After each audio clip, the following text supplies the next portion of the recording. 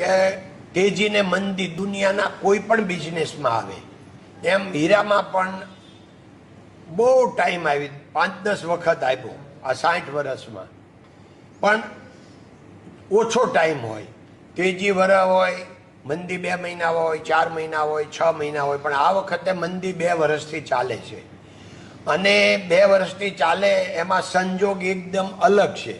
અમારા જે 60 વર્ષના આગળના અનુભવો છે એ અત્યારે એકે કામ આવતા નથી કારણ કે આ મંદીનો પ્રકાર વર્લ્ડ રિસેશન નથી, વર્લ્ડ મંદી નથી, બધા જ ધંધામાં આખી દુનિયામાં સારું છે। તો હીરામાં મંદી કેમ આવી? તો લેબ ગ્રોનને હિસાબે જે મેઇન મેડ ડાયમંડ થયા તો મેઇન મેડને હિસાબે જે અમારા રિયલ ક્લાયન્ટ હતા એ કન્ફ્યુઝનમાં આવ્યા કે ખરેખર રિયલ લેવા કે લેબ ગ્રોન લેવા।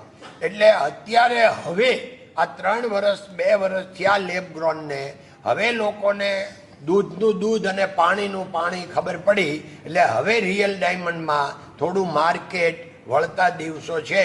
હવે ભગવાનને પ્રાર્થના કે હવે જલ્દીમાં જલ્દી રિયલ ડાયમંડનું માર્કેટ પાછું હતું એવું ને એવું થઈ જાય અને લેબ ગ્રોનની સ્થિતિ શું હશે?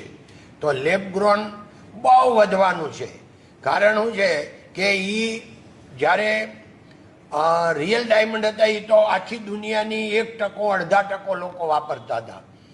આ લેબ ગ્રોન ડાયમંડ 10, 20, 25% લોકો વાપરશે।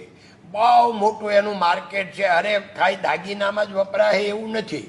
હું 2 વર્ષથી બધાને કહું છું કે આ લેબ ગ્રોન ડાયમંડ છે એ અત્યારે ભલે કેરેટમાં વેચાય, હવે આ કિલોમાં વેચાવાના છે અને પછી ટનમાં વેચાવાના છે। એટલે ટન, 1 ટન, 2 ટન, 5 ટનના સોદા પડવાના છે અને એકલા જ્વેલરીમાં નહીં એનો ઉપયોગ થાય, અત્ર તત્ર સર્વત્ર। એટલે તમને ને અમને આ લેબ ગ્રોન ડાયમંડ ક્યારેય છોડશે નહીં।